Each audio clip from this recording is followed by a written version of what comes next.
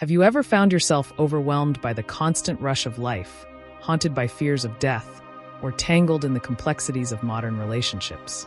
What if the key to navigating these challenges lies not in the newest self-help book or app, but in the wisdom of a philosopher who lived over 2 millennia ago? Today, we dive into the teachings of Epicurus, a thinker whose simple yet profound insights on happiness, fear, and friendship still resonate deeply in our chaotic world. Here on The Unfolding Journey, we explore timeless philosophies, ancient wisdom, and transformative ideas that help us live more meaningful, balanced, and joyful lives. Whether it's diving into the depths of Stoicism, exploring the nuances of Eastern thought, or reflecting on the wisdom of Epicurus, our mission is to unfold the layers of human experience and guide you on your own personal journey to fulfillment. Before we explore how Epicureanism can influence my life, and perhaps yours, let's briefly set the stage. Epicurus was a Greek philosopher who lived from 341 to 270 BCE. Contrary to the modern misconception that Epicureanism is about indulgence and excess, Epicurus actually taught the pursuit of pleasure in a much deeper, more thoughtful way. For him, true pleasure was the absence of pain, the cultivation of tranquility, and the freedom from fear, especially fear of death and the gods. Epicureanism teaches us that happiness comes from simple pleasures, friendship, and wisdom. It encourages us to understand our desires, distinguish between natural and vain desires, and focus on what truly brings peace of mind. In today's world, happiness often feels like a moving target. Social media bombards us with images of idealized lives, and the pressure to achieve more wealth, more recognition, more experiences can be exhausting. Epicurus offers a refreshing perspective. Happiness is found not in accumulation, but in contentment. Epicurus advises us to seek ataraxia, a state of serene calmness free from distress, and aponia, the absence of physical pain. This means learning to appreciate simple joys like good food, meaningful conversation, and moments of quiet reflection. For me, this teaching challenges the culture of constant busyness and craving. It reminds me to slow down, savor the little things, and reassess my desires. Do I need that latest gadget, or am I just chasing a fleeting thrill? Can I find joy in the company of close friends, or in a walk in nature, rather than in endless consumption? One of the most powerful aspects of Epicurus' philosophy is his approach to death. He famously stated, "Death is nothing to us." At first, this might seem callous or nihilistic, but his reasoning is deeply comforting. Epicurus argued that when we exist, death is not present, and when death is present, we no longer exist. Therefore, fearing death is irrational because it involves fearing a state that we will never experience.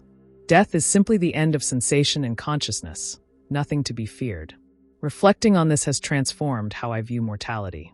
Instead of a looming threat, death becomes a natural part of life, something to accept rather than dread. This acceptance liberates me from anxieties that paralyze many people and helps me focus on living fully in the present moment. Fear is another obstacle to happiness that Epicurus addresses directly. He saw that much of human suffering comes from irrational fears: fear of the gods, fear of death, and fear of the unknown future. By examining these fears critically and understanding their root causes, Epicurus believed we could eliminate them. In my life, this translates into mindfulness and rational reflection. When anxiety creeps in, I try to identify whether my fears are grounded in reality or inflated by imagination. Epicurean wisdom encourages us to ask, is this fear useful? Is it preventing harm, or is it just creating unnecessary suffering? This approach aligns well with modern cognitive behavioral techniques, which focus on challenging irrational thoughts. Epicurus was an early advocate of emotional clarity and mental discipline, teaching that peace of mind comes from understanding, not avoidance. Epicurus placed great importance on friendship, considering it one of the greatest sources of happiness. In an age dominated by digital connections, his emphasis on close, supportive relationships feels more relevant than ever. For Epicurus, true friends provide security, comfort, and joy. They help us navigate life's challenges and share in its pleasures. This teaching encourages me to invest deeply in my relationships, prioritize quality time, and foster communities based on trust and mutual care rather than superficial interactions. Modern life often fragments our social bonds, but Epicurus' reminder is clear. Relationships are a cornerstone of a fulfilling life. One of the central tenets of Epicurean philosophy is distinguishing between natural and necessary desires versus vain or unnatural ones. For example, hunger is a natural desire. Wanting fame is considered vain and unnecessary. Applying this to my life means being mindful about what I pursue. It pushes me to focus on satisfying my essential needs and pleasures without falling into the trap of endless craving. This moderation cultivates contentment and reduces stress. Epicurean moderation also guides me in setting healthy boundaries, whether in consumption, work, or social life. It's a practical way to live sustainably and avoid burnout. In a world grappling with climate change, political turmoil, and rapid technological change, the Epicurean emphasis on simplicity, wisdom, and community offers valuable lessons. First, simplicity counters overconsumption and helps us tread lightly on the earth. Second, wisdom encourages critical thinking and calm deliberation amid chaos. Third, community reminds us of our interconnectedness and the importance of solidarity. These principles are not just ancient relics, but living guides that help us navigate uncertainty with grace and resilience. As I reflect on Epicurus' teachings, I realize that his philosophy is not just theoretical but deeply practical. It challenges me to reframe my approach to happiness, confront my fears with reason, nurture meaningful friendships, and live with mindful moderation.